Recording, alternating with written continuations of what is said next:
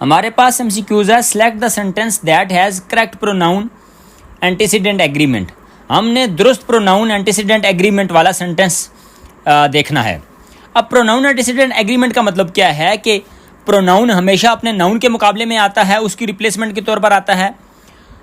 तो अगर noun plural इस्तेमाल हुआ है तो उसके मुकाबले में आने वाला प्रोनाउन भी प्लूरल होना चाहिए।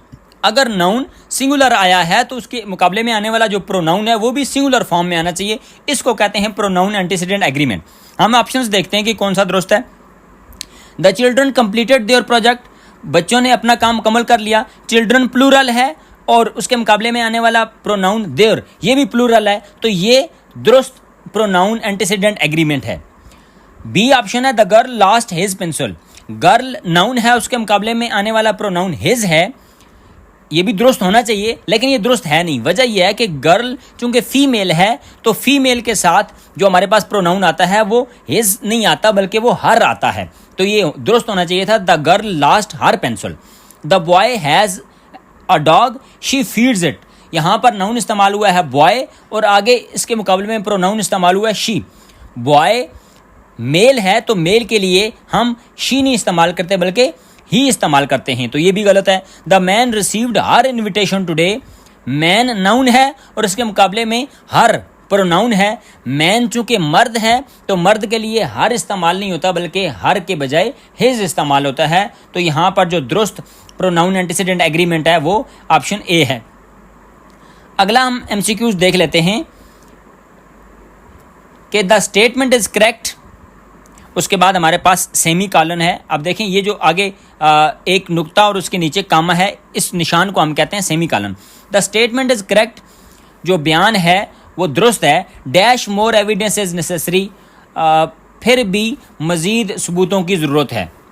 अब यहाँ पर हमने कौन सा लगाना है, जवाब लगाना है, choose the appropriate transitional device. Transitional device कौन सी लगेगी? ट्रांजिशनल डिवाइस ऐसी डिवाइसेस होती है या ऐसे अल्फाज होते हैं कि जो जुमलों के दरमियान रब्त पैदा करता है या पीछे वाला जो पीछे बयान किया गया जो मकसद है, जो पीछे बयान किया गया नज़रिया है, उसको आगे तक पहुंचाने में मदद देता है। ये अल्फाज होते हैं, जैसे चारों अल्फाज हैं, indeed, even so, therefore, as a result, तो ये सारे के सारे ट्रांजिशनल डिवाइसेस हैं। यहाँ पर कौन सा लगेगा? यहाँ पर ऑप्शन बी इवन सो लगेगा, जिसका मतलब होता है फिर भी। बयानिया अगरचे दुरुस्त है लेकिन फिर भी मज़ीद एविडेंसेस की या सबूतों की ज़रूरत है।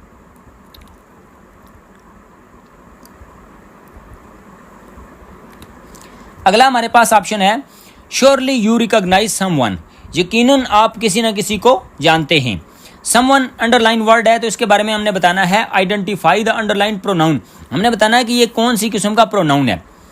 प्रोनाउन की बहुत सी किस्में होती हैं, possessive pronoun, relative pronoun, indefinite pronoun या इन्फिनिटिव प्रोनाउन। तो समवन ये इनडेफिनिट प्रोनाउन है। इनडेफिनिट प्रोनाउन एक ऐसा प्रोनाउन होता है कि जो किसी शख्स को मखसूस नहीं करता, जो किसी मखसूस शख्स के बारे में नहीं बताता, बल्कि मुजमल सी बात कर देता है। जैसे एवरीबडी हो सकता है, समवन हो सकता है, समबडी हो सकता है।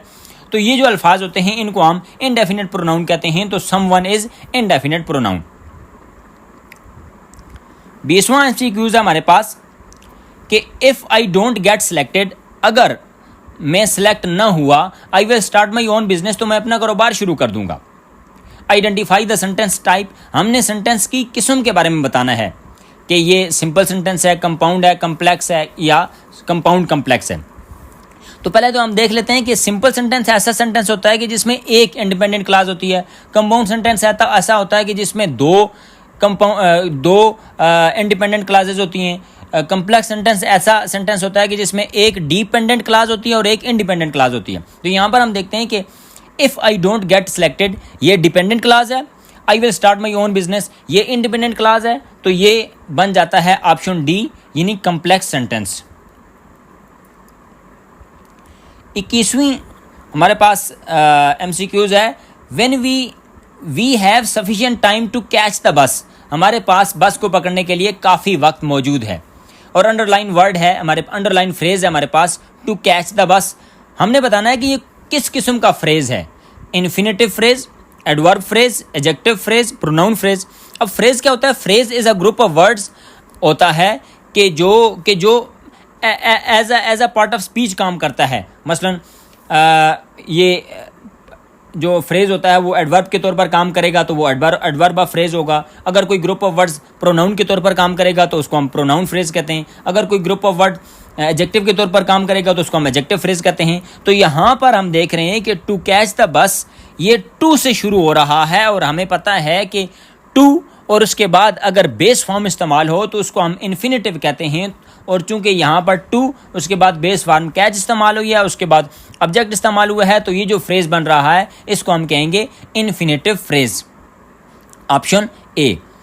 22वां हमारे पास सवाल है, select the sentence with the correct word order. हमने दुरुस्त वर्ड ऑर्डर के मुताबिक सेंटेंस को सिलेक्ट करना है। I want that small secure new red bag, I want that small new secure red bag, और नीचे भी दो ऑप्शंस मौजूद हैं। अब देखें यहाँ पर बैग हमारे पास नाउन है और इससे पीछे ये जो चार खुसूसियात बयान करने के लिए हमारे पास वर्ड्स मौजूद हैं। स्मॉल ये भी उसका एडजेक्टिव है, सिक्योर भी एडजेक्टिव है, न्यू भी एडजेक्टिव है, रेड भी एडजेक्टिव है। तो इसका जो दुरुस्त ऑर्डर है वो ऑप्शन बी वाला है कि I want that small new secure red bag, ये इसका दुरुस्त ऑप्शन होगा। हमारे पास 23वां सेंटेंस है, अ सिनोनिम फॉर हैस्टेंड इज। अब देखें लफ्ज लिखा हुआ हैस्टेंड लिखा हुआ है लेकिन ये टी साइलेंट है तो हैस्टेंड पढ़ते हैं। हैस्टेंड का मतलब होता है जल्दी करना। इसका सिनोनिम हमने बताना है, यानी ऐसा वर्ड बताना है कि जो हैस्टेंड के मानों में ही इस्तेमाल होता है। हम मानी लफ्ज बताना है, मुतरादिफ लफ्ज बताना है। Delayed, slowed, rushed, lingered. तो यहाँ पर रश्ड एक ऐसा लफ्ज है कि जिसका मतलब होता है जल्दी करना, तो हैसेंड का मतलब भी जल्दी करना, तो ऑप्शन सी दुरुस्त है। हमारे पास अगला एमसीक्यूज है कि an antonym for abandoning is. Antonym का मतलब होता है मुतजाद अल्फाज इस्तेमाल करना, यानी अपोजिट मीनिंग वाले वर्ड इस्तेमाल करना। अबेंडनिंग का मतलब होता है तर्क कर देना, छोड़ देना, गिव अप करना। तो यहाँ पर फोरसेकिंग, डिजर्टिंग, लीविंग और रिटेनिंग। तो अबेंडनिंग का मतलब है छोड़ देना, तो हमें कोई ऐसा मतलब चाहिए जिसका मतलब होता है पकड़ कर रखना। तो पकड़ कर रखने को कहते हैं रिटेनिंग, यानी अपने पास रखना, यानी ऑप्शन डी। 25वां हमारे पास एमसीक्यूज है, यू डोंट लुक वेल। आप सेहतमंद नज़र नहीं आते, आप ठीक नज़र नहीं आ रहे। You dash see a doctor. आप डॉक्टर के पास क्या करें जी, हमने मॉडल वर्ब इस्तेमाल करना है। मॉडल वर्ब क्या होते हैं कि जो किसी पॉसिबिलिटी को शो करते हैं, सर्टेनिटी को शो करते हैं, इम्कान को शो करते हैं, सलाहियत को शो करते हैं, एबिलिटी, डिसेबिलिटी वगैरह को। तो यहाँ पर हम देख रहे हैं कि should, dare to, are able to या कुड। तो यू डोंट लुक वेल, आप सही नज़र नहीं आ रहे। You should see a doctor, आपको एक डॉक्टर के पास जाना चाहिए ताकि आपका वो इलाज कर सके। तो यहाँ पर जो मॉडल वर्ब इस्तेमाल होगा वो होगा शुड। डेयर टू का मतलब होता है जुर्रत करना, हिम्मत करना। आर एबल टू का मतलब होता है किसी काबिल होना, और कुड का मतलब होता है कोई काम कर सकना। तो यहाँ पर चूंकि सजेशन दी जा रही है कि आपको एक डॉक्टर के पास जाना चाहिए और सजेशन के लिए हम शुड इस्तेमाल करते हैं।